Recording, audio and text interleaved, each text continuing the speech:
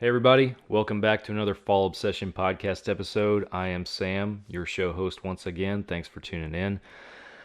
Really excited to be back on here with our staff manager, Todd Sullen, this week. Todd and I are really good friends, and we share a lot of common things in the bow hunting world and everything. And unfortunately, we shared one other experience in common this year on the same day. Of all things, November 14th, 2023 was not a great day for Todd and I. We both shot and lost some really nice bucks on that day, and it stings a little bit for sure. And like I say to Todd in this episode, if you've hunted for any significant amount of time, or you're going to hunt for any significant amount of time, you're going to experience this, or you have experienced this. So this is a topic, losing a deer, that not a lot of people like to talk about, and certainly not a lot of people like to experience. It's a bow hunter's nightmare, and Todd and I both had it happen on the exact same day this season. So we hop on here to talk about that, to lick our wounds a little bit, and to talk about how you bounce back from that. So hope it's a productive and enjoyable conversation for you guys. But before we get into it, podcast is sponsored by Hoot Camo.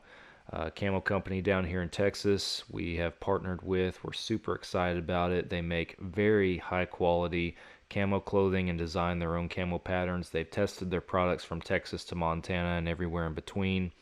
We've been very, very pleased with it so far. And on top of everything, it is a brand built for blue collar outdoorsmen. The owners over there at Hoot Camo themselves are blue collar guys, and they take pride in making products that are the same quality as the industry leaders, but the price point is affordable for blue collar guys like yourself and me. So if you haven't checked them out, go check out Hoot Camo. There's a link in the description on this episode that'll take you guys to their website, and check them out, see what you think. Hope you like them as much as we do.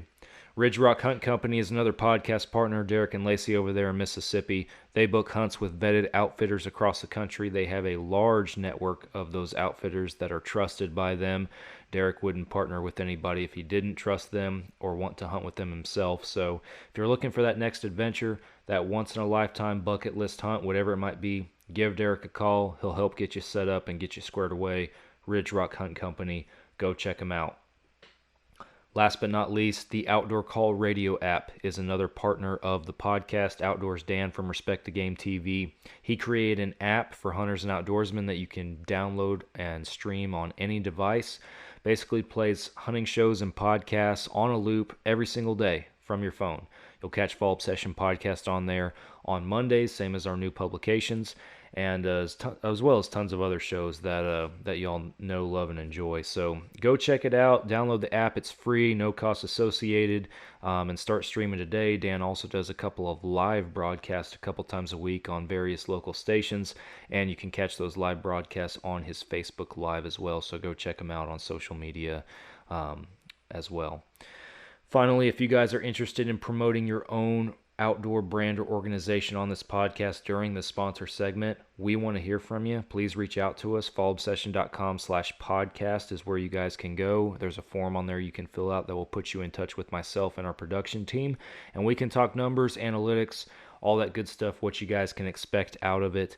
And we really want to hear from you. We really want to work with you. We're excited to see new partners coming on to the podcast in the sponsor segment, like Hoot Camo, for example. They're a new partner. So folks are seeing results from it. Folks are excited about it. We're excited about Fall Obsession Podcast and where we're going with this thing, and we want you to be along with us on this journey. So go to that webpage, fallobsession.com/podcast, reach out, and let's talk.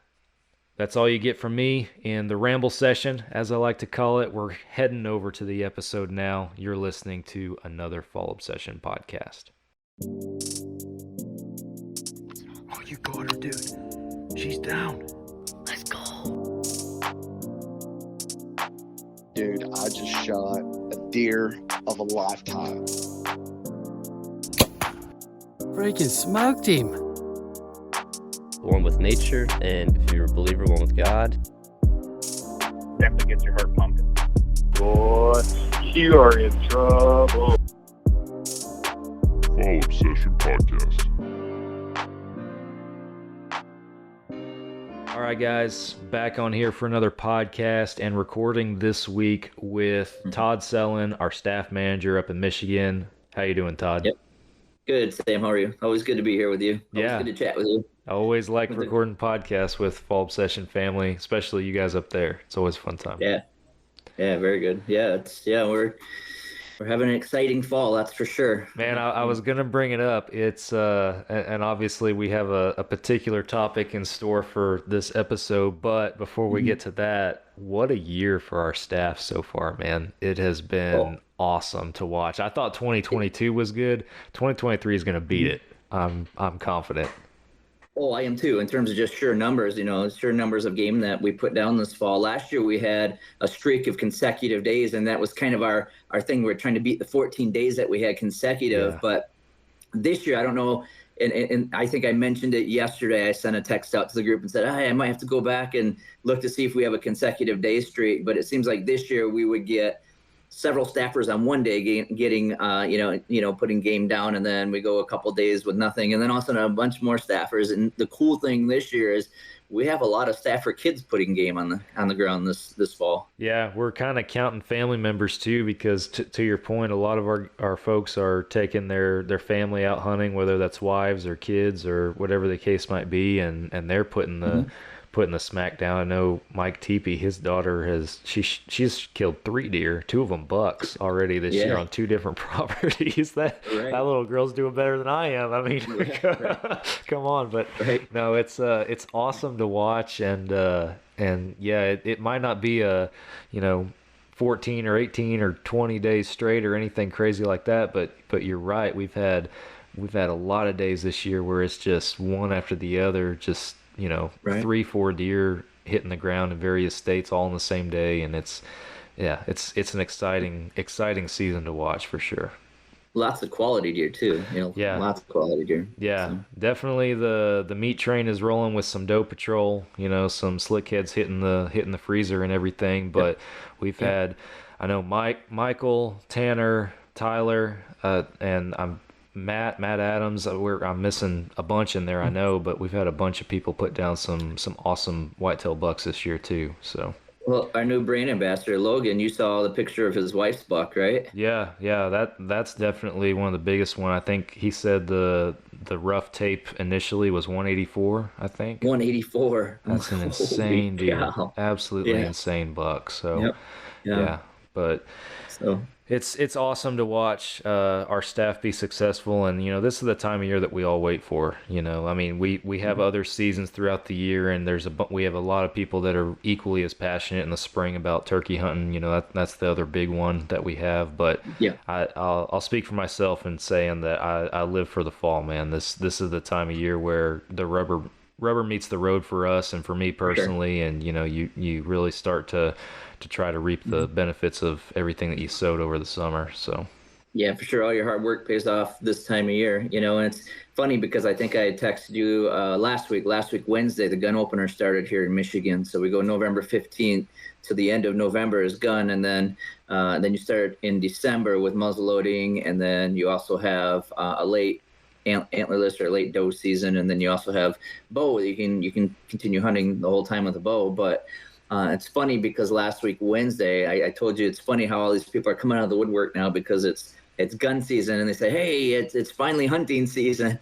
And I was just kind of chuckling to myself, saying, it's always hunting season. It hasn't just started; it's been going for Yeah, especially for bow hunters. Down here similar. It's my dad. And my dad doesn't bow hunt, but that first week in November is when he's out there, and he lives out at the deer lease. That first week in November, and I'm over here like, man, I've been hunting for a month. yeah. And he still kills more deer than me. Yeah. We can actually start in Michigan here in September. We have our early doe season. We also have our youth season. So they're different weekends in September. We have a liberty hunt for our veterans. And then we have a youth hunt, and then we also have antlerless. I think actually the youth hunt kicks us off right around the 10th of September. Yeah. And then the following weekend's the liberty hunt, and then the following weekend's the antlerless hunt. So, gotcha. Or the doe hunt. So really, you can really start and going after game in September. So that's really when hunting season starts here in Michigan. You know what I mean? Yeah. And so, like I said, last week when gun season started, you had all these people like coming out of the woodwork on Facebook. It was crazy. Finally, it's hunting season. Well, no, and even when it's not hunting season, it's still hunting season because we're out, you know, like I said, putting in all the hard work. We're planning our food plots. We're making upgrades to our blind, which, yeah, I think I mentioned at some point in one of these podcasts that I was redoing a blind, one of my blinds that I built, and it's still sitting out there framed. I haven't had a chance to go out and put sides, and I'm really cautious now to go out there because I don't want to go out there and start putting sides on, and all of a sudden I have a bunch of deer come running out in the field and, you know, get sidetracked. And I still want to spook the game. I want them to be relaxed as possible. I don't want them to feel pressure, and they're getting enough pressure right now. So that's, like I said, tonight, you know, when I went out, even yesterday, we started to see more deer after the opener. They're starting to calm down more. Friday, when I was with my daughter, like I said, we had all those deer come out within that 100-yard radius. The deer were calm. The deer were completely relaxed. So that was cool to see. Sorry, it looks like it just went dark. My desktop is in the background here, and the light shut off. And so, there you go.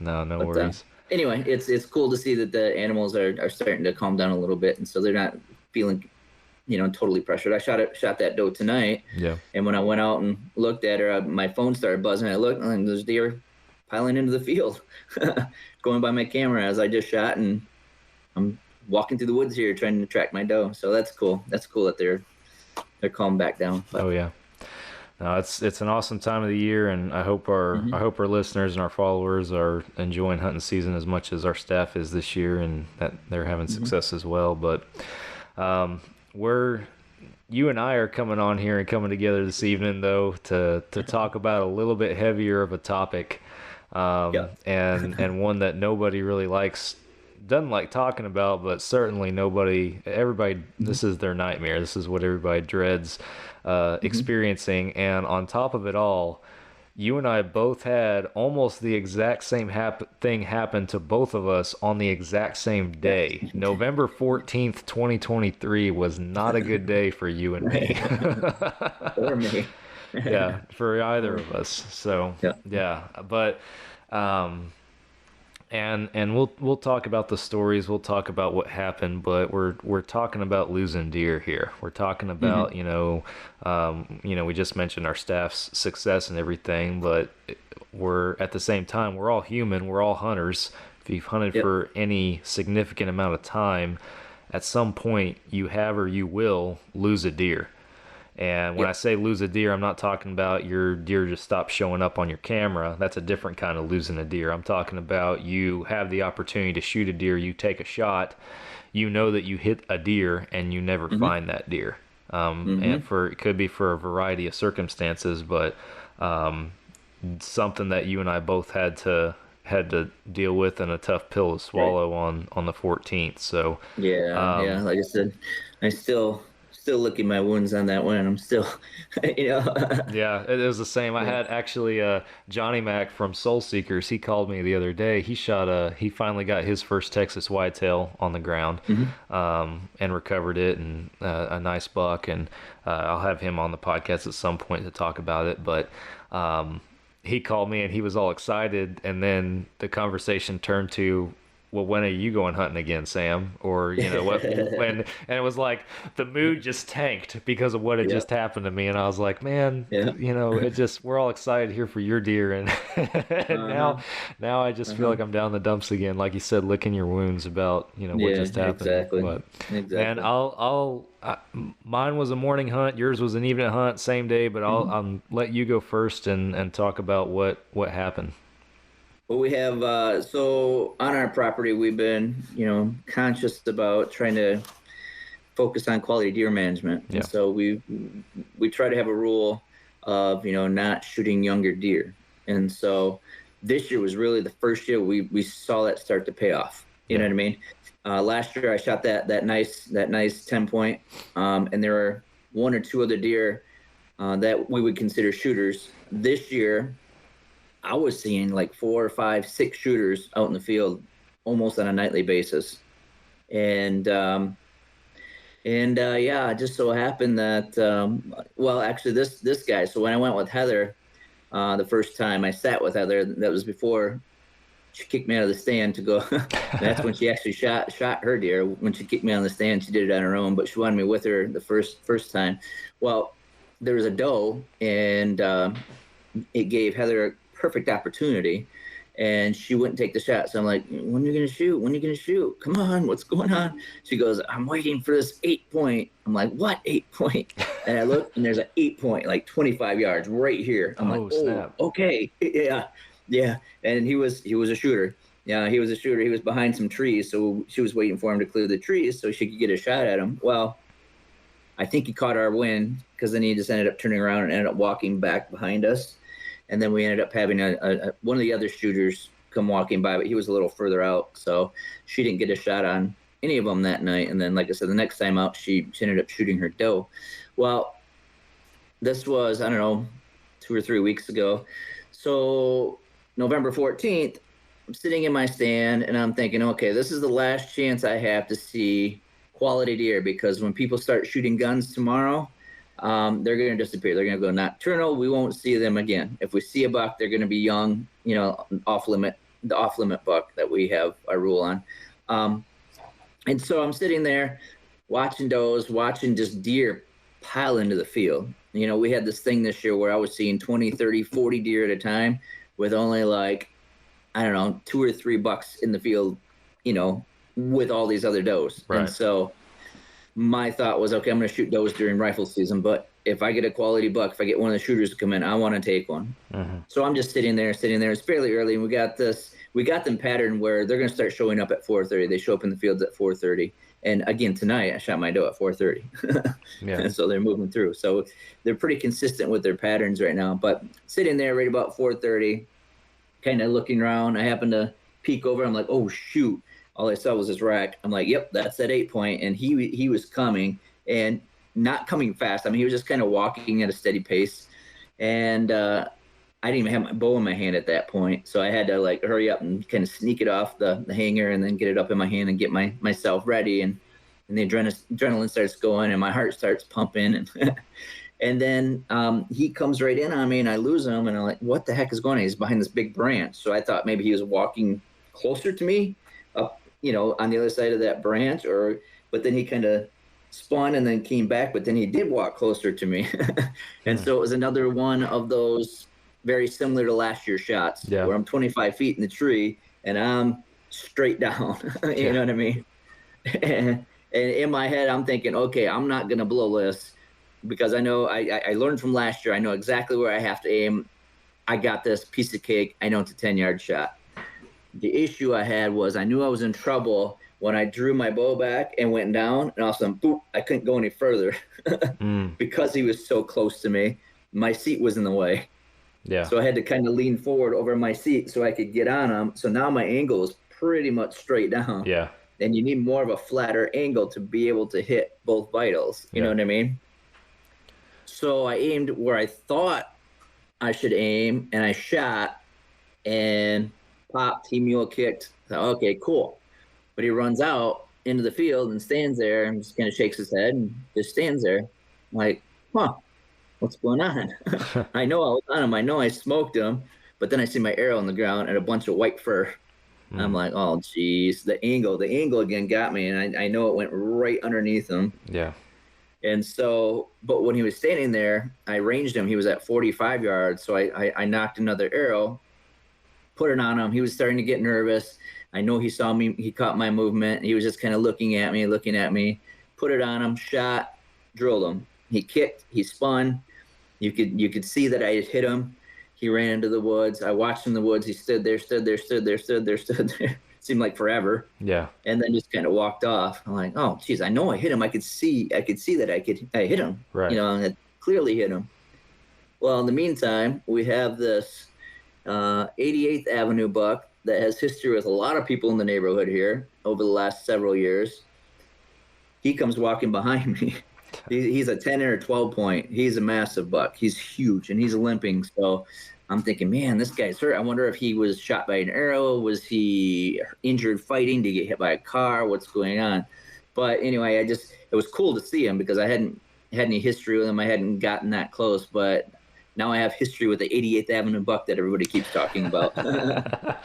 You've seen it with your own eyes. So this was all like within a 10-minute span. All of a sudden, this guy showed up, and you know what I mean. And so anyway, I'm thinking, okay, my buck is probably laying down. He's probably, he's probably expiring, So I turn and look, and he's still standing there. I'm like, geez, what the heck? So I start looking through my rangefinder, and I can see his antlers in the brush, and he's just standing there. Like, okay, well, the brush is getting. So I wonder if he's laying down. What's going on? So anyway, then he ends up standing up and walking off. Okay, cool.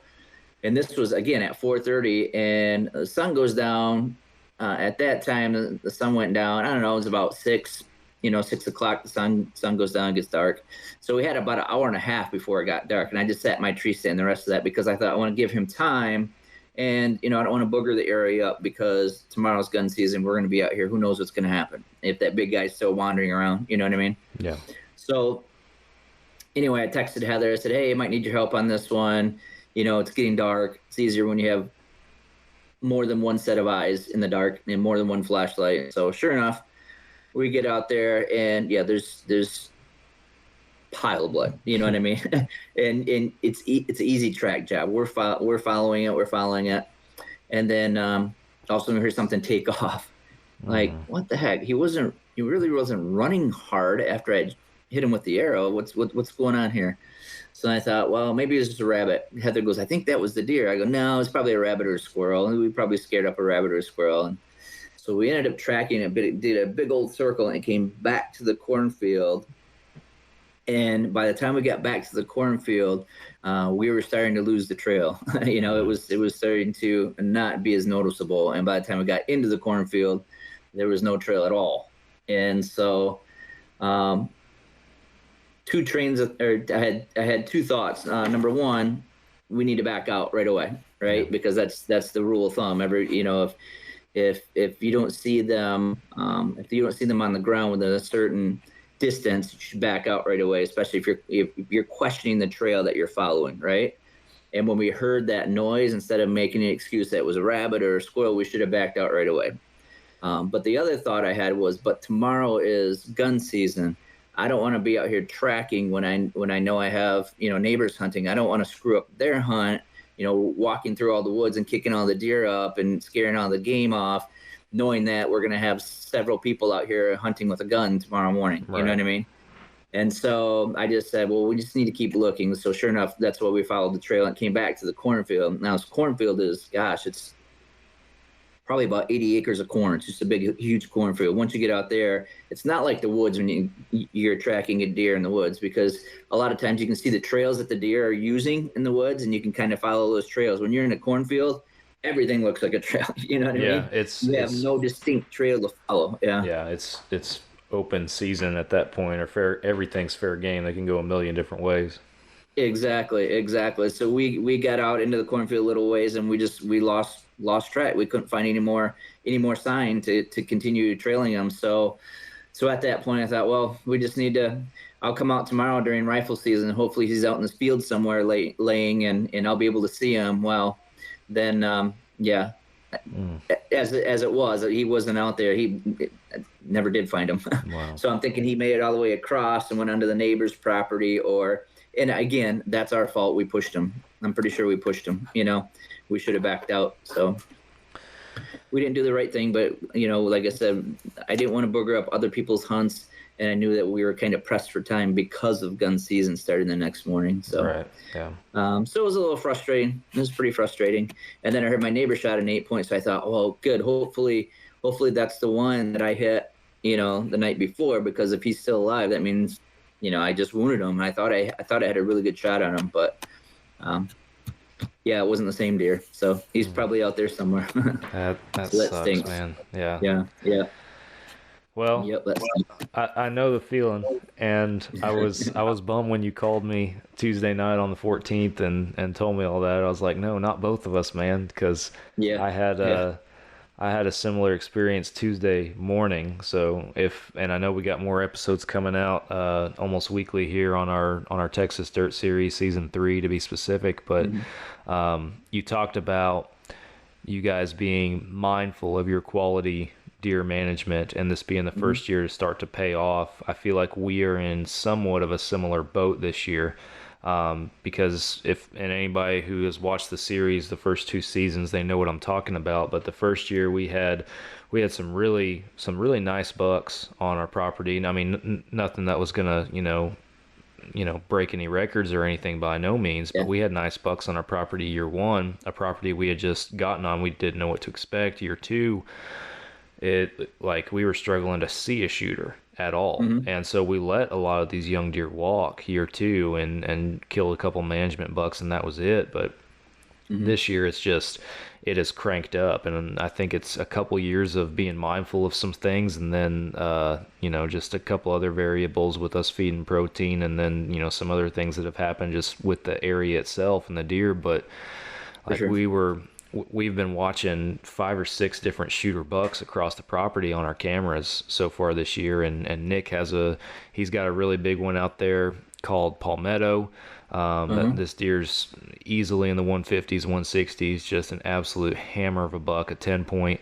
And then I got a big 8 down the south side at my ladder stand down there that I've been hunting a few times. And I mean, I've said it on here before. I'm a sucker for big 8 points. This is the biggest 8-point I've ever hunted. This is a stud of a deer. Yeah. And then we've had some other shooters kind of coming and going throughout the season and stuff. So like Nick and I have been talking, it's like there's no reason in the world that we shouldn't both shoot shooter bucks this year. Like there's no reason in the world. And then we get into bow season. It's warm, bucks really aren't daylighting, but we start getting toward the rut. We're starting to see our bucks daylighting, and we're noticing some patterns. One of them being the big palmetto buck that Nick has this history with. Originally showed up on one of Nick's stands. He shifted to a different part of the property where Nick and I both have stands. And if you guys have watched the episodes so far, season 3 of Texas Dirt, the camp stand, episode 2, that me and my dad put in this year, is only 300-400 yards from our campsite. And this palmetto buck was daylighting in the morning, multiple times at this camp stand, just literally right next to our campsite, which is crazy. And he was also daylighting at one of Nick's other stands, but it was always in the morning time.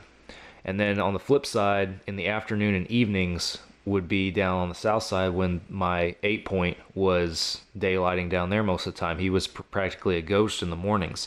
So I'm like, well, this kind of makes it like I'm struggling. I'm trying to be mindful of, I don't want to be reactive. I want to be proactive to where my bucks are. I want to try to get ahead of them. And there's one school of thought that I kind of went into the rut with was I gotta pick a stand and I just gotta hunt it. And just eventually my consistency will kill any randomness that are in these deer's patterns. But that kind of shifted when I started seeing the pattern that these bucks had morning versus evening. I was like, all right, well, I'm going to hunt the camp stand in the mornings, and I'm going to hunt my ladder stand down south in the evenings. I'll hunt 1 buck in the morning, 1 buck in the evening, since they have that enough of a pattern in that sense that it allows me to do that. So I had just come off of an evening hunt on Monday night down on the ladder stand that got ruined by my neighbor who was trespassing. That was a fun experience. So I hunted the camp stand the next morning, and I'm feeling the pressure at this point because Tuesday morning was my last rut hunt. And we were seeing some rutting activity, but it wasn't like just all day, every day. We got bucks chasing does everywhere. And the weather was a little funky. Just it was warm some days, and I say warm, I say a high of 70, some days, and then it would be cold other days. And it seemed like it was just it was confusing us, but I felt like it was confusing the deer too, in a sense. On top of that, Tuesday morning was my last morning to hunt. Then I had to come home because I had work and other stuff at home. And then this week, at the time we're recording, this is Thanksgiving week that we're entering into right now, and I'm working the first half of it, and then we have Thanksgiving, and then at the end of the week, I'm leaving for Colorado to go hunt mule deer with Tim Burgess and Mike Teepee. So I'm like, this is it. I told my dad in camp Monday night, I was like, tomorrow morning is the last morning I have to shoot a buck. Like, I have to shoot a buck tomorrow morning. So I was like, all right, camp stand it is. Let's see if one of these big boys shows. So I get in there pretty early after first light. A doe and a fawn come in. And I was thinking about shooting the doe, but I'm also just thinking it's been small bucks half the time, but every time we've seen a doe, there's been a buck that has come in as well at some point.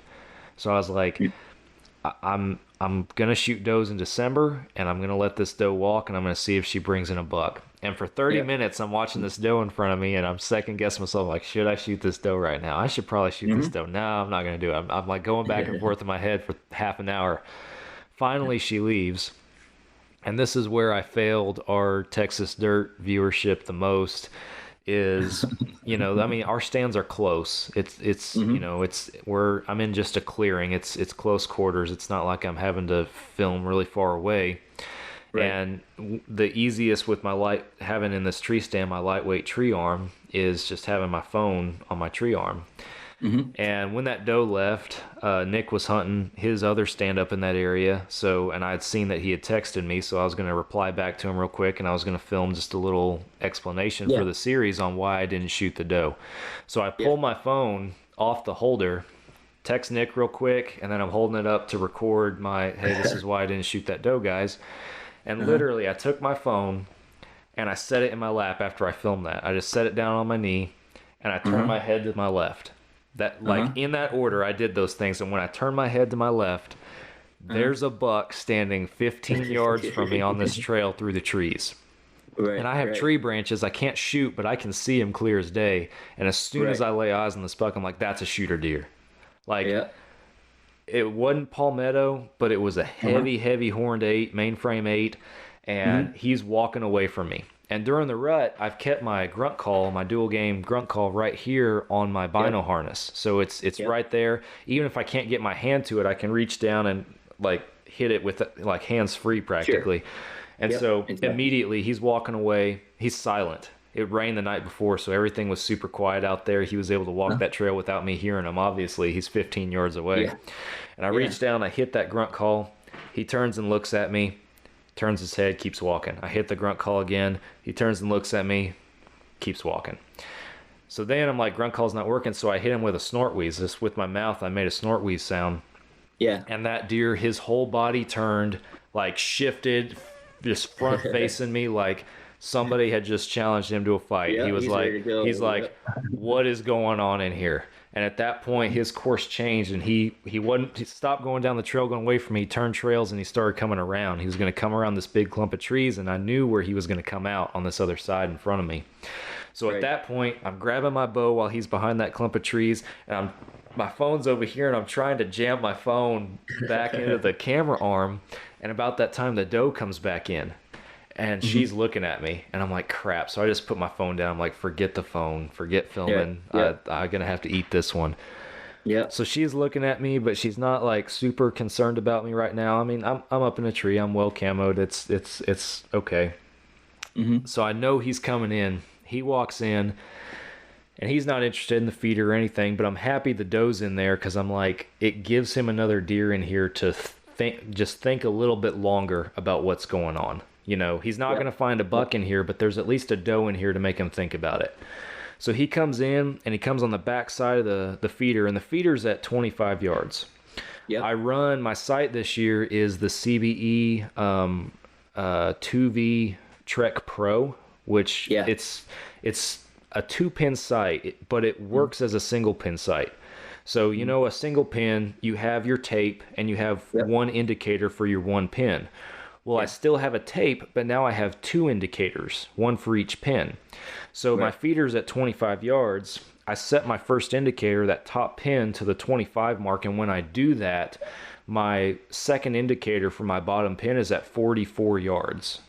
So, and that 25 to 44 is like my gap. That's what I have in between my 2 pins. And which works because kind of the back tree line on this clearing is like 45 to 50 yards, you know, so I'm like, this is pretty ideal for the spot. Exactly. So Exactly. he's on this little mound that I've already ranged first thing in the morning at 35 yards on the back side of the feeder, and he's broadside, and that's where I want to shoot him. But the doe's Right. looking at me, so I can't get drawn back. Finally, the doe looks away, and at Uh-huh. that point, he's turning to leave, and I just draw back. I'm like, she's not looking. I got to get drawn back right now. Yeah, So I exactly. draw back, and he's walking, and obviously I'm at full draw. I can't range him. Right. He's had enough. He's decided there's nothing in this area for me. I'm going to keep going where I was going. So he's leaving.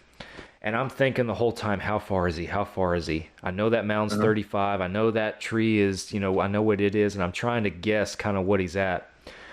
And I tried to stop him at where I thought about 40 would be. And he didn't stop. He kept going. I gave him a big one. And he stopped and turned. He's quartering away from me. He turns and looks at me. And I'm like he's on the edge of the trees, like 2 more steps, he's gone. I'm like, this is it. I have to shoot this deer now. And this is all going through my head in seconds, And you're still at full draw, I'm right? at full draw. Yep. I'm back. I'm on him, but I'm trying to think in that second, like, how far is he? And I'm like, just bottom pin. I'm just like, go bottom pin, because I'm thinking 35, and then around 40 is where I tried to stop him. He kept going. I'm like, 45.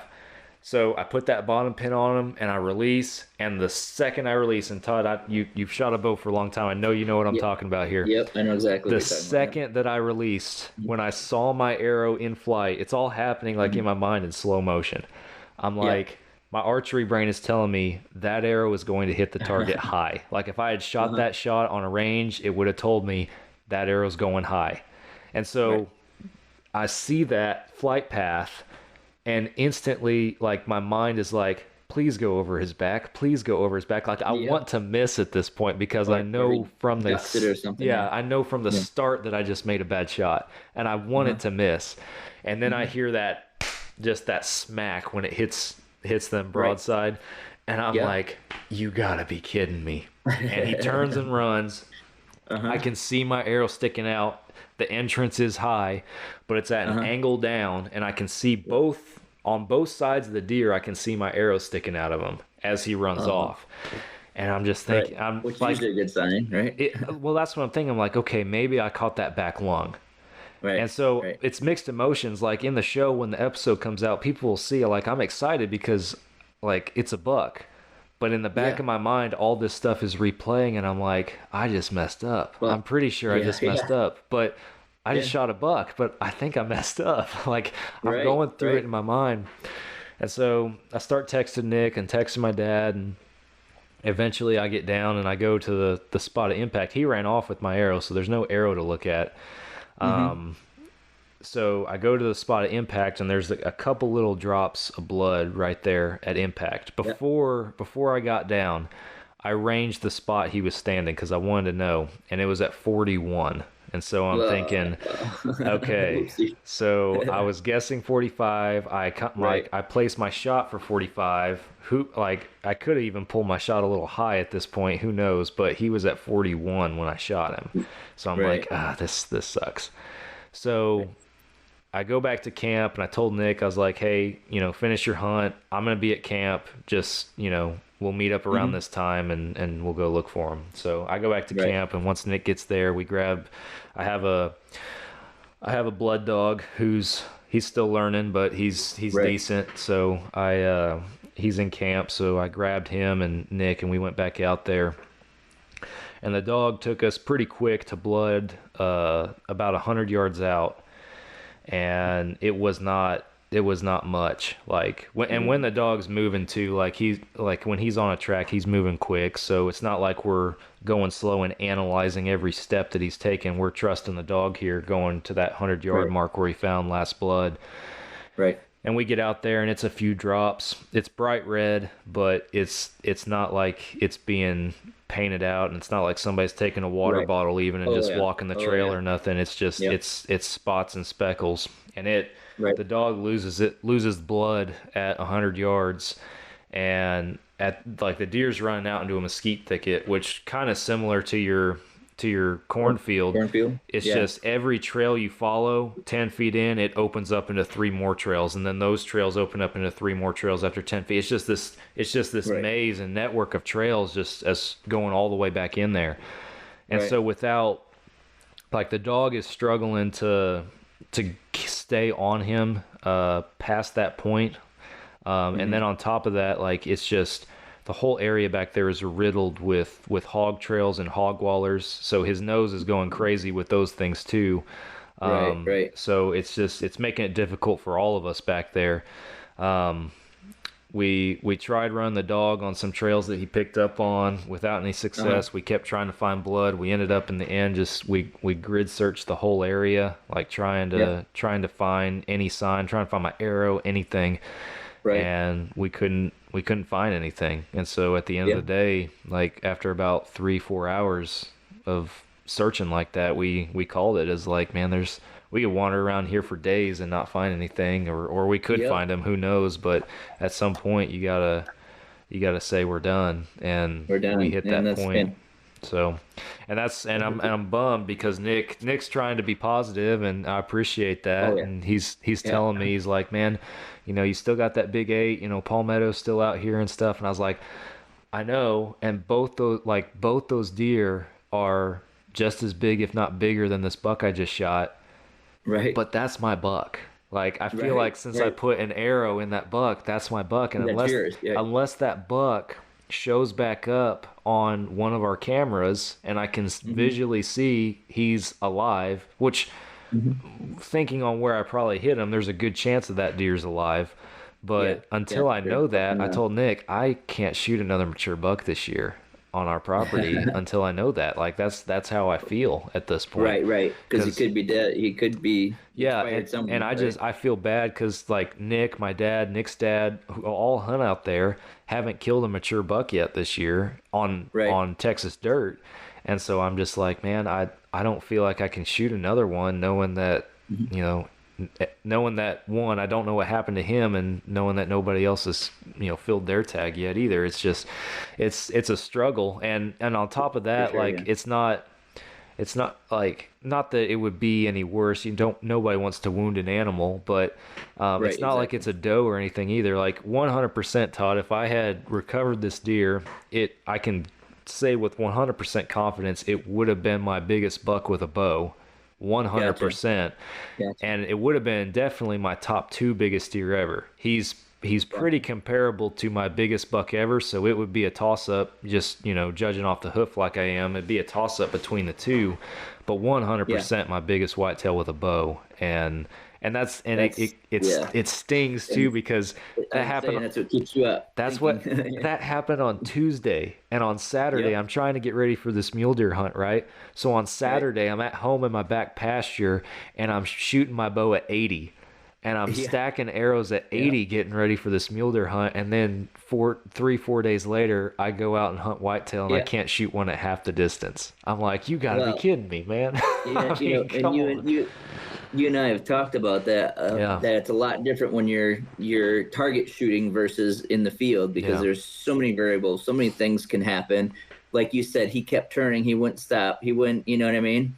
And so you and I even talked about it. It seems like when we're in the field too, there's always that minute or that split second where you black out for just a second, you know what I mean? Yeah. And for me, it always seems like just before impact. So I try to hear sounds, you know what I mean? Hear the type of impact, and so you get familiar with those sounds. But whereas archery, or when you're shooting, at targets, you can track the arrow the whole way, and you have, I never have any issues doing that. But you mentioned shooting 80 yards. Well, geez, I'm usually pretty good at 10 yards, but But you're getting these crazy angles now too. These crazy angles. I know you talked to me about that too, about how, I practice at those short distances because it keeps happening, but now I got to practice at short and steep angles because it keeps happening. So.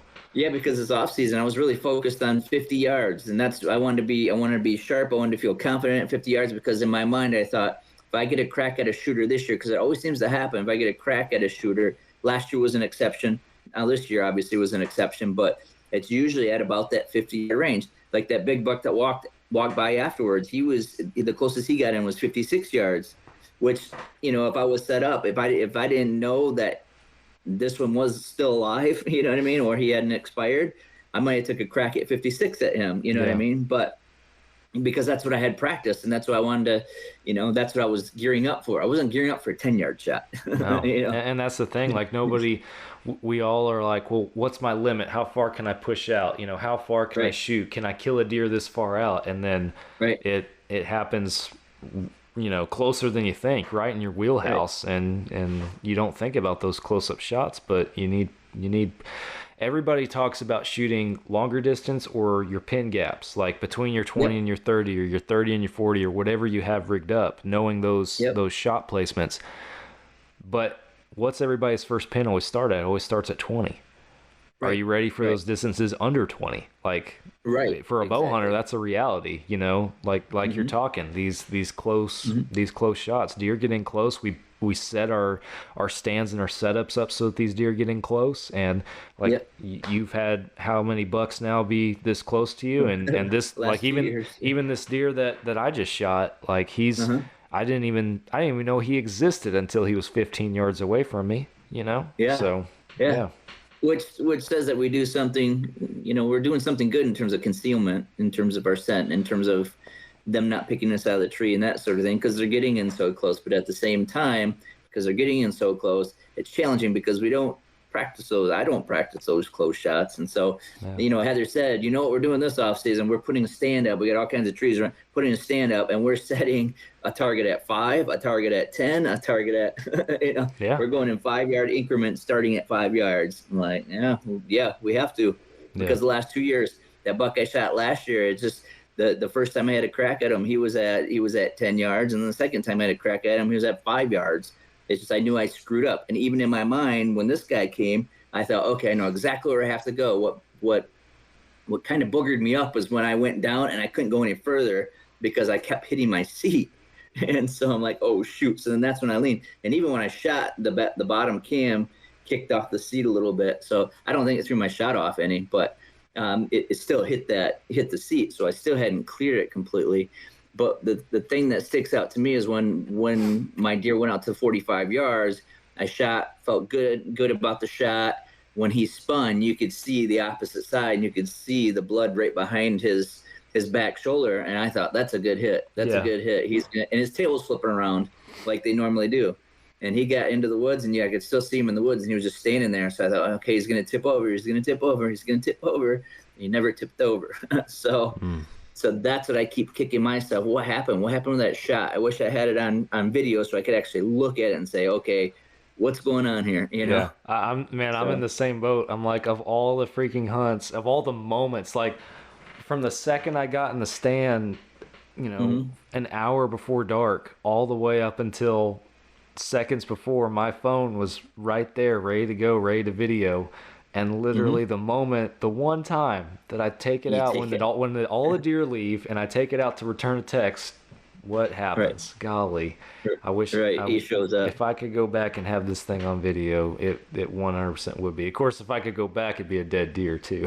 Me too. Yeah, for sure.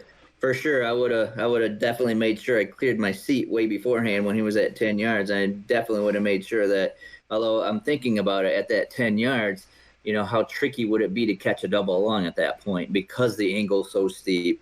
Are you only going to catch one lung, and sometimes, and maybe that's what I did on the 45-yard shot, and that's why he didn't. You know what I mean? Yeah.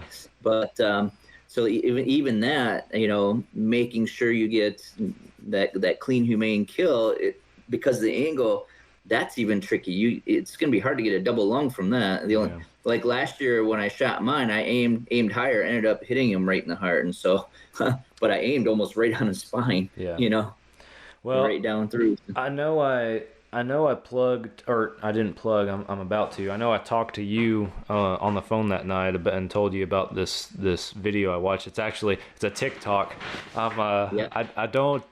I only get on TikTok whenever I'm posting something for Fall Obsession, and even then I hardly ever explore around. But this was the one random time I was like, let's see who's posted something on TikTok for once. I guess I was too bored that day. But all that is to say, I watched this video, and you guys go check it out. It's good stuff in my opinion. Michael Waddell and the Bone Collector guys, he posted a video talking about where to aim when you're shooting a whitetail with a bow. And how you come into your target. And when I talk about coming to your target, you a lot of guys, and I do it. That's how I come in. I always start above my target. I don't sky draw, but I start above my target and I come down into what I'm going to shoot. And I started doing that or making that a habit when I shot competitively, when I shot target archery, because shooting target archery, I realized that I have a mental block where if I come from below my target, or if I would drop too low, I can't pull up. I don't know what it is, but I had a mental block. So when I was shooting competitively, I had to come down on top of it and ease into it, because otherwise I'd have to let down and reset and start over if I went too low. But he was talking about how when he's shooting a whitetail, he normally comes from underneath and comes up into his target. And his reasoning behind that, he said, everybody, you always think about, and in hindsight, I think this is what I did. I should have held lower on this deer, obviously. But when I came into my target, I came from the top, and I only came to midline on that deer. Just out of, just habit and thinking about what I know and what was on my mind at the time. And you put in the factor of, I got to shoot this deer right now. Like, I don't have another second. And so I didn't come all the way down like I should have. And he talks about how when you come up onto your target or up onto your whitetail, you're more naturally going to hold lower on that deer. Even if in your mind, you're trying to go to, midline behind the shoulder. He said, even if that in your mind, that's where you're going, you're naturally going to hold a little bit lower on that deer. What's lower? More lung, the heart, all the good stuff. That's what's lower. So when you come in and you come lower, you're setting yourself up for a better shot initially. And then if the deer ducks, or if you misjudge your distance just slightly, you're still setting yourself up for the best possible outcome given the circumstance. They drop down, boom, you still get double lung. So he posted that video, and he's talking about it in front of a 3D archery target. So there's a visual element to go with it, and we'll probably I'm not trying to steal his credit or anything. We'll probably maybe try to do a similar video talking about it, just because I think it's such valuable information that a lot of bow hunters don't think about, and I'm trying in my practicing to start trying to overcome that mental block and start doing that more, because I think that especially for whitetail hunters, that is a huge thing. And I kick myself too, because I just watched that video, and what I do, I completely threw it out the window and blew my shot. I mentioned to you that I became a better target shooter or competitive archer when I was given advice that you need to stare at the spot you want to hit on the target, because your hands will follow your eyes. And so that's exactly what I would do. I'd stare at my spot. I come to full draw. I get to my anchor point. And then, like you said, I would start up and bring it down. And as soon as I hit the spot I was staring at, I released, and I became, a lot more accurate. But like you said, if I were to happen to go past the spot, I would get stuck and I wouldn't be able to raise up, and it would get to a point where I'm like, I just got to let the arrow go, just because I'm starting to shake now and, have all kinds of other stuff. The tricky part is, like I said, if you take that technique and try to transfer that into woods, into hunting on a whitetail, if you're staring at a particular spot, there's also all kinds of other stuff going on. It's not like a target that just sits there. You know what I mean? You might have other deer staring at you. Like you said, you had that doe. You didn't want to draw back until that doe wasn't looking at you. And not only that, but the deer is always moving. So you're paying attention to where he's moving and trying to anticipate what's going on. You're trying to look for that shot. So to stare at one particular spot at a moving, a live deer, it's a little trickier. You know what I mean? Yeah. And I think that might contribute to part of the, like I said, the blackout point when you shoot. You know what I mean? For me, anyway. Yeah. Because I'm not super focused like on an archer target where I'm super focused on it and you can see the arrow, whereas the deer, you release, and it's like, okay, now I'm trying to watch a deer again to make sure that if I do hit it, where does it run? So So my mind tries to jump to that, which way they're going to go. And you're trying to anticipate which way they're going to go, how they're going to react, and what's going to happen, and that sort of thing. So in my mind, because again, you're up in a tree, once you get down to ground level, it seems like the topography changes quite a bit. And you're like, okay, wait a sec, which tree was it now they ran by? You know what I mean? Or you pick out this landmark. Well, all of a sudden there's 4 different landmarks that all look the same, Yeah. you know? No, So- it all changes, and too, when you're shooting just target practice, shooting paper or 3D, whatever it might be, what do we all do after every shot? Pull our binoculars out and we look, and oh yeah, that's where I hit. I was a little high. All right, I need to do this, or I did this wrong, or I need to change this, or whatever the case might be. Right. Like to your point, we can't do that in the field, and then man, I don't know, it replays every single day, just over in my head, and I can't stop thinking about it. But well, and like I said, we trailed it and we had good blood. We had good puddles of blood, and got to a point where we were just starting to get little drops, and then we got like pin drops, and that led us into the cornfield, and then we couldn't find anything. And we're like, when you and I were talking, you said, well, how long did you track? And I said, well, we tracked for a couple hours. And you said, well, what made you give up so early? Well, that's why we gave up, because we didn't have that much blood anymore. And we knew that in the cornfield, who knows? We could spend days out there looking for it at that point, Yeah. Well, that's always what I ask. I'm always curious on these complex and non-traditional tracks or blood trails and stuff. And I've gotten way more interested in it in the last couple of years, mainly because I have a blood dog now, and I'm trying to get him reps. I'm trying to train him, and I'm trying to learn as his handler, like what I need to do and what I need to know. And we've gotten a couple phone calls this year already from just Joe Blow off the street that I don't know, and that has called us out to come track for him and everything. And so through that, I'm also learning how to deal as the handler with other people that you don't have a rapport with. Not that it hadn't been bad experiences, don't get me wrong, I'm not trying to say that. I'm just trying to say what information do I need to tell them when I get out there, as far as, hey, do this, don't do this, don't mess with the dog with this, all that kind of stuff. And then what questions do I need to ask them so that I set us all up for success, if at all possible. But so that's why I asked you about that, because I'm always curious. How far did you go? What kind of blood did you have? And then I think what I ask you, like, what happened that made you decide we're done? Exactly. Because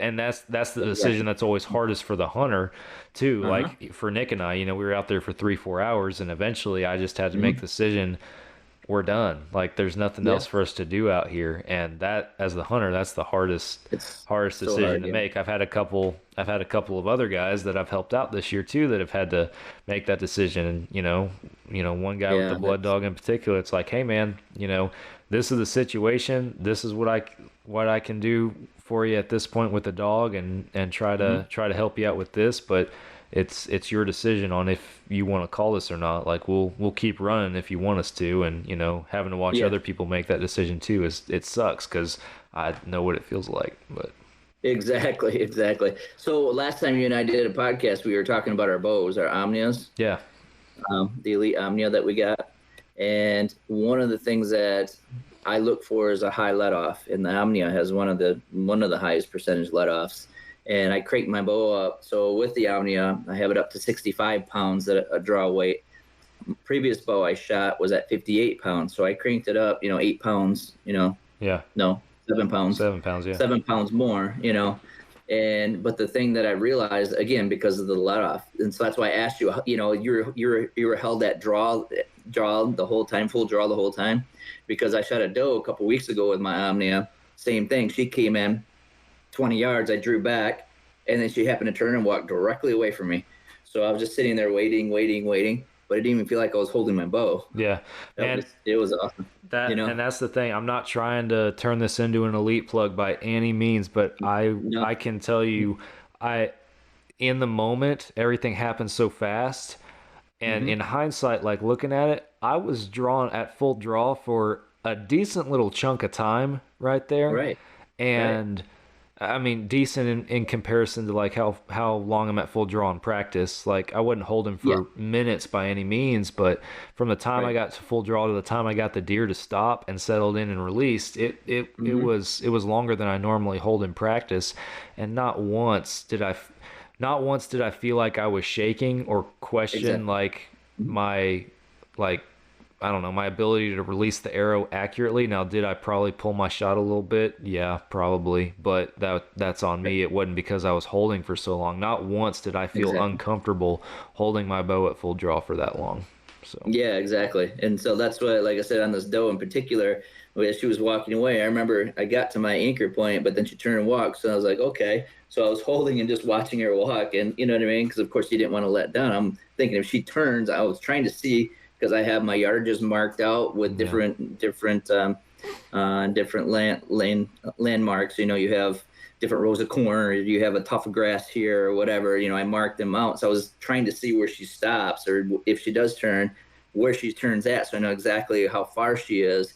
And then just luck would have it, she turned right at 35, and so I was able to get right back on point, and I put a heart shot on her. So that was really cool. And so I love the high let off, and that's made me a better shooter overall. Yeah, I And agree. so that's why I asked if you were holding for quite a while and what you thought about that. So. No, like I said, it wasn't like it wasn't crazy long or anything, but it Mm-hmm. was definitely longer than I hold in practice, and it Right. was I didn't even think once about it. So, Because I've had bows before where you get to your anchor point, and if you hold just a smidge longer, all of a sudden you start sawing. You know what I mean? yeah, well, And I you get to have, full draw and you get comfortable and you start settling in, and of course you're like in the moment you're focusing on all those other things we talked about and everything, and you don't right. realize it, but you're not creeping forward off your anchor, but you're letting off pressure is all that you're Yeah. doing at full draw. And Yep.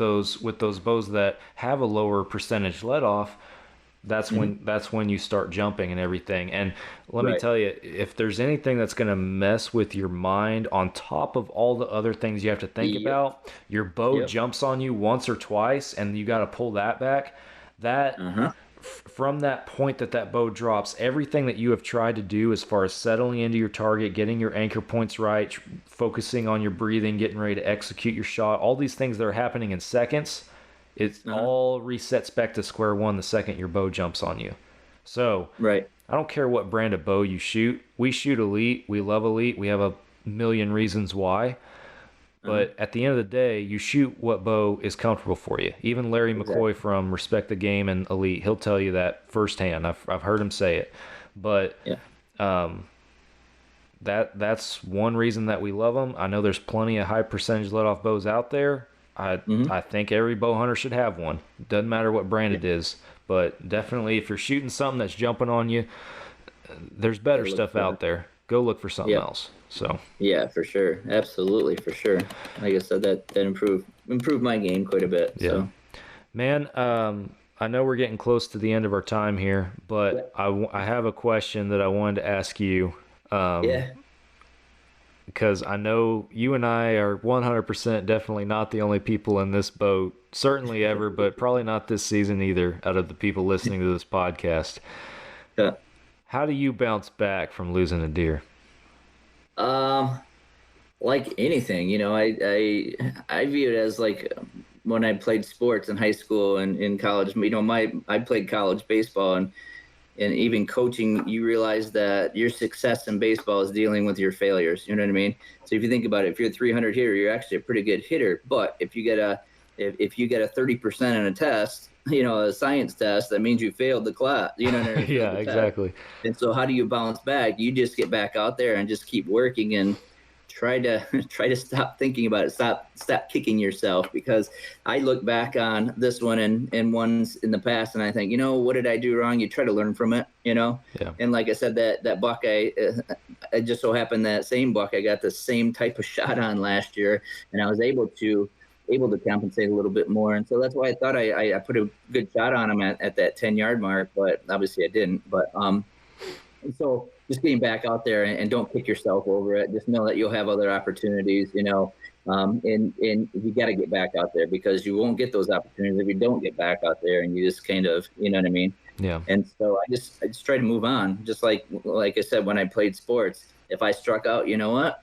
I got another bat coming. So focus on that next at bat. So you always just keep trying to move forward and move ahead, and trust yourself, trust your ability. I mean, I'm out there practicing all the time. I've been bow hunting since I was 17, you know what I mean? 16, 17 years old. And so we're talking, 30 plus years, and so I have that experience to lean on too. And I just got to remember to trust myself and just keep moving forward. So yeah, that's a big thing to remember with archery. It's a perishable skill. If you don't use it, you'll lose it. So yeah, exactly. Yeah, exactly. Well, how about you? Man, I'm right there with you, and it's hard to say. Just you got to get over it, or you got to move on, or you got to get back out there. It's hard. I don't know. This one stings more than anyone has ever really before, if I'm being honest with you. So it's been hard. Like I had thought about, going back out, trying to squeeze in a couple hunts this weekend, and just again trying to take advantage of any rut that's going on, because it's not I'm not going to get to hunt anymore this year, and in the rut that is, and I was like, nah, I don't feel like it. So so I think this trip coming up to Colorado, like I mentioned earlier, here in I guess 5 days now, I'm leaving to go up there and hunt mule deer with our Western staff coordinator Tim Burgess and one of our producers Mike Teepee. So I think just being in a different environment and just being back in a hunt with some with some high anticipation, like some high excitement, I've been excited about it all year. I'm still excited about it. So I think just being able to get back in that environment, maybe even a different environment, and just kind of get the blood flowing a little bit again, and hopefully punch a tag on a nice mule deer too. I think that's going to be the perfect way to bounce back from it, and then be ready to get in the Texas whitetail woods again, coming up here in a couple weeks. So if I don't get me wrong, if I didn't have that mule deer hunt, I'd still be going back out there to Texas dirt, and might be a little bummed getting in a stand, but I guarantee you all it's going to take is a deer walking out that you're like, oh, I'm going to shoot that deer, and for sure. The excitement and the blood's going to be right back there. So I think the biggest hurdle for people is probably, like I'm in that boat right now, that slump where, you want to go hunting today? Nah, I'm okay. I feel like that's kind of my slump, and I'm sure there's other people in that slump. And I think the biggest thing you can do to break the ice and get back in it is just, break the barrier of actually physically getting back out there. And then all the stuff you know and love about hunting is going to be right back with you. So yeah, exactly. And since gun season started, obviously I'm using a gun now instead of my bow, just because you aren't going to get the same opportunities now when deer are being shot at. So although Friday when Tala shot hers, we had several deer that were in archery range. But at any rate, in my mind, I'm thinking I'm not going to shoot a buck during gun season, and I still get that buck tag, and I'm looking for one buck in particular. Either the one I have already shot and he's wounded, you know what I mean, or the 88th Avenue legend. And that's the thing in my mind too. Like I'm sitting here like, man, that deer could be alive, that deer could be dead. I know I've told everybody I don't feel right shooting another shooter buck without and my hunt when I go back out in December is certainly going to be centered around does and just getting meat in the freezer. That's going to be my number one goal at this point. But let me tell you, I mean, I know just as good as the next guy that Big 8 or Palmetto walks out in front of me, even if it's after the rut and they're still around. I'm not going to let them walk. I mean, come on. No way. And that's what we're focused on. We're focusing on does. And like I said, my neighbor, I spoke to him tonight before I walked out. He was telling me about our farmer and how he was struggling to get, a lot of production out of his cornfield here because the deer had just chewed it down like crazy this summer. So the farmer that leases our property, and he owns the property next to us, he's like, you guys got to shoot some deer for us. So we were talking about, from here on out, it's just all does. We're just shooting does. And I said to him, I go, unless I see that 8-point, Yeah. if he's wobbling around here somewhere, I might take a crack at him. And so I go, but other than that, well, and Tyler shot a buck on Friday, a little 5-point, but she's only a second-year hunter, Yeah. So, like I said, we try to focus on QDMA, but at the same time, the rules are flexible for somebody like my daughter who's only in her second year of hunting. For me, and I said that Heather, she only weighed like, gosh, what was she, 90 pounds, or this 5-point is 90 pounds field dressed. So it was probably, 120, 130 pounds live weight, Yeah. And I said to Heather, I go, but that's how you learn. That's how I learned, you shoot smaller ones. And if you don't take those shots, you don't understand what you need to do in order to harvest a deer. You know what I mean? And so I said to her, in about 2 or 3 years, then she can decide, on whether to pass those up to look at bigger deer and start practicing the QDMA. It's just the evolution of hunting, Yeah, when you get kids out there, just novice hunters in general, it's more about the opportunity and being able to give them a positive experience in hunting in the outdoors. And then, like you said, them being able to get those reps initially, whether it's a big deer or not. Now, I mean, right. Like, am I gonna let when my son starts hunting, am I gonna let him shoot a first year fawn? Probably. That's where I'm gonna draw the line. But for sure. a young buck walks out, or a doe that's just kind of midline. Yeah, I'm gonna let my boy take a crack at that, because it's he has to kill his first deer at some point, and I want him to have a positive experience and a positive memory doing it. So we can learn the other things later on. And to her credit, the first time we hunted this year was her birthday hunt. We always do the annual birthday hunt, and she was a shooter that night. And we had a doe come out, and she had a crack at it. But she said to me, she's like, "That's a small doe. I don't want to shoot that one. I want to look for a bigger doe." So she passed on it. So she's already starting to understand that, there are bigger ones out there. And then the next time she went out, she actually did shoot what was our biggest deer up until tonight. The one I shot tonight was, our biggest doe up until tonight. That's awesome. The one I shot tonight was pretty big. But it was cool to be able to see there. And like I said, when on Friday, when we had all these deer out in front of us, I asked her, first of all, we had a couple button bucks come right up to us, and they started doing the head bob and the stomp, and she's just over here moving around and flipping her hair and like, "Hey, you need to sit still. They're trying to get you to move. You need to learn this. But in my mind too, I'm thinking, you know what? Just let her get busted. She'll figure it out. That's how you learn. The hard way. Yeah, the hard way. But then they never really did bust her, because when I told her to stop moving, she stopped moving, and then we were able to. Well, when the other deer came out, she had a couple nice does out there, and then she had a spike, and then this 5-point. And I said, "Which deer?" I go, "Are you on any deer?" She goes, "Well, I'm ready, but I don't know which one to shoot." I go, "Which one do you want to shoot?" I go, "You got to figure this out real quick." Yeah. I go, "There's the does, there's the buck." I go, what do you want to shoot?" She goes, "I want to shoot that buck." I'm like, "Okay, get on him." Yeah. So she got on him, and she put a heart shot on him. It was awesome. That's awesome. It was at 50 yards heart shot. And he pretty much fell in his tracks. So that was really cool. Very cool. So again, that's how you learn. And she had to get on him. He was completely faced away. And so when she got on him, she didn't even have a shot at him. So she was waiting for him to get turned. As soon as he turned, she put it right on his shoulder and just dropped him. So, awesome. That's incredible. Yeah. It's so exciting to even do that, and so I hunted Wednesday night, opener of rifle, and I saw deer, but I didn't have a shot at anything. I went out Thursday and sat in the same stand that we sat in on Friday, had a shot at a nice doe, but at the same time, I'm thinking, I know either Heather or Tyler are going to be out here tomorrow in the same stand. If I shoot this doe, am I going to booger it up for their hunt tomorrow? And so I decided to pass on her, and ended up coming up. And then Tyler got a shot on Friday. So the plan worked out perfectly. So. Awesome. That's what it's all about right there.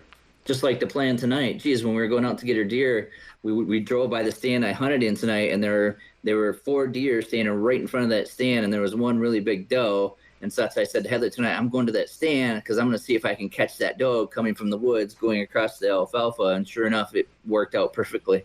So awesome. Yep.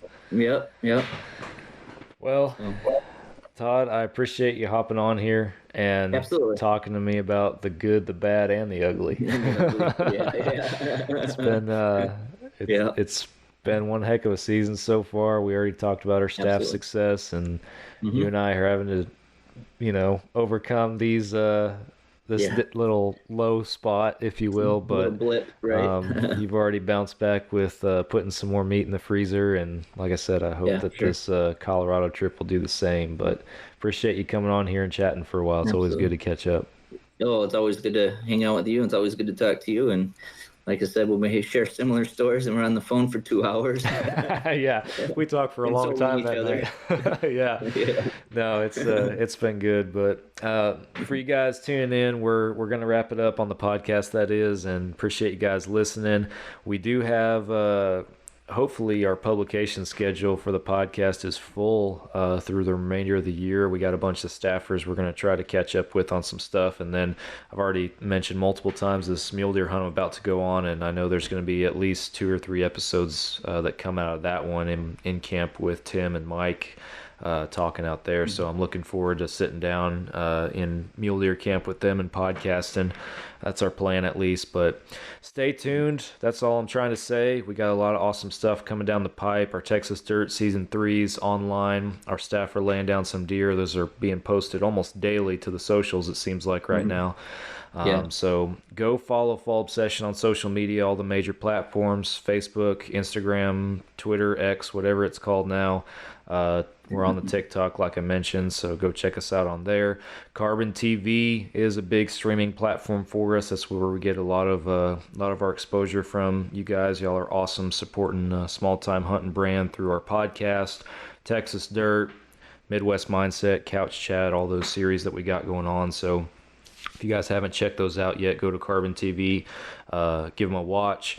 YouTube channel, we post a lot of cool videos on there. Go check them out. And then fallobsession.com is the hub. That's where you guys can go, where all the content avenues lead back to. So go check us out on there and pick up some merch. Support the small time hunting brand we got going. I'm rocking the American flag logo tee in the podcast. And Todd's in Michigan. I'm in Texas, but Todd's the one wearing the Texas Dirt t-shirt. So yeah, go check it out. But we appreciate. Christmas is coming up, so great Christmas presents. Yeah, Christmas is coming up, and if you don't follow, even if you don't want to follow the socials for the daily posts, go follow the socials for the discount codes we're going to have coming up in the next few weeks for Black Friday. And well, at this time this episode's out, Black Friday's probably already come and gone, but holiday discount codes will be live throughout, basically from Thanksgiving through Christmas. So if you want to pick something up, there's a way to save some money somewhere, somehow. So